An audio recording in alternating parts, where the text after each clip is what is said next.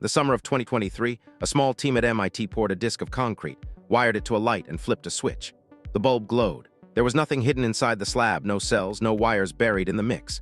The concrete itself was the battery. It is the most used material humanity has ever made. We pour it into foundations, bridges, and runways without a second thought.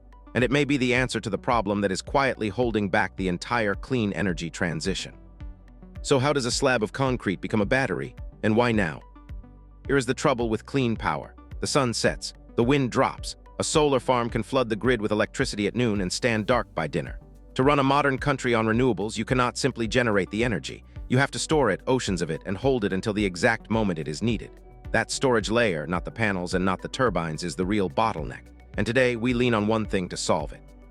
Lithium, it sits inside your phone, your laptop, the electric car in the driveway, and the giant battery farms now being wired into the grid. It is light. It holds charge well, and for 2 decades it has been the default answer to how we store electricity.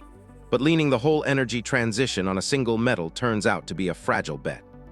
To see why, you have to look at where lithium actually comes from, and how much of it a decarbonized world would really need. Part 1. The bottleneck nobody talks about. Lithium is not rare in the crust, but the supply that reaches the market is astonishingly concentrated. A handful of countries hold most of the reserves. A handful of companies do most of the refining. Mining it can drain vast quantities of water in some of the driest places on Earth, and building a single new mine can take the better part of a decade. When your entire clean energy plan depends on one supply chain, every shock to that chain becomes a shock to the whole thing. Demand is about to explode. On the path to net zero, the International Energy Agency projects that demand for lithium could rise more than 40 times over by 2040. 40 times. There is no version of the plan where we simply dig faster and reach that number comfortably. The math does not close.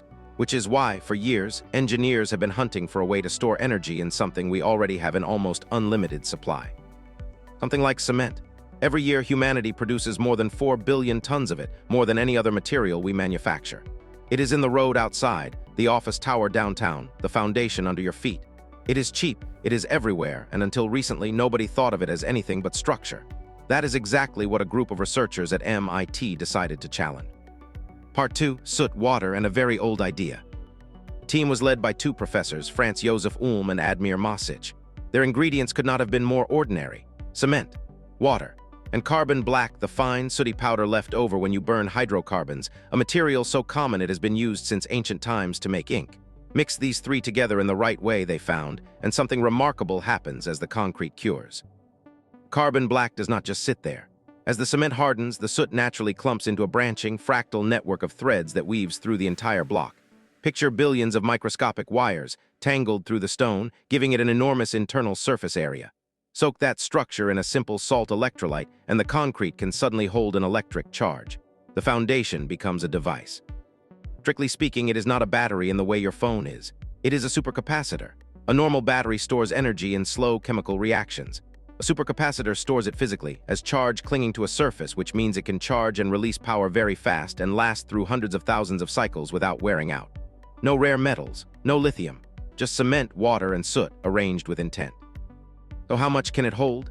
In their calculations, a block of the material about 45 cubic meters, roughly the size of a home's foundation, could store around 10 kilowatt-hours of energy. That is close to the daily electricity use of an average household. The concrete that holds the house up could, in principle, also power it through the night, charging from solar panels by day and giving the energy back after dark. That is the quiet, radical idea at the center of all this. For the first time, the thing holding the building up and the thing storing its energy would be one and the same. You would not install a battery in the basement. The basement would be the battery. But turning a glowing disk in a lab into the foundation of a real building is a very different problem. So how close is any of this to reality? Part 3. Hardening the grid into the city itself. Once you can store energy in concrete, the applications spill outward. A road paved with the material could hold a charge and wirelessly top up electric cars as they drive over it. A wind turbine could pour its own charged foundation and store surplus power right there in its base. Every bridge, every parking structure, every runway becomes a potential piece of the grid, hidden in plain sight in the concrete we were going to pour anyway. Now the honest part. This is still young science born in a lab, not yet poured under a real building. The energy it stores per cubic meter is far lower than lithium, so you need a great deal of volume to matter. Adding carbon black can weaken the concrete, so there is a delicate balance between how much charge it holds and how much weight it can bear. Scaling it from a glowing disk to a city block is a long road, and it may not arrive at all. But that is exactly why it is worth watching. We already pour billions of tons of concrete a year, and we are going to keep pouring it. If even a fraction of that becomes storage, almost for free on top of the structure we needed anyway, it changes the arithmetic of the whole transition. You would not be building new batteries. You would be building the same cities and getting the batteries thrown in. And that is the strange beauty of it. The revolution here is not some exotic new metal or a machine you have never seen. It is the gray, silent, utterly ordinary stuff already under your feet. If it works, the foundations of our cities will quietly become the largest energy reserve on the planet, and almost no one walking above them will ever know. If this changed how you look at a sidewalk, subscribe. And I want to know, would you live or work inside a building that doubles as a giant battery? Tell me in the comments. Every week on Second Order, we open up another system quietly shaping the world you live in and work out where it might be heading. Thanks for watching.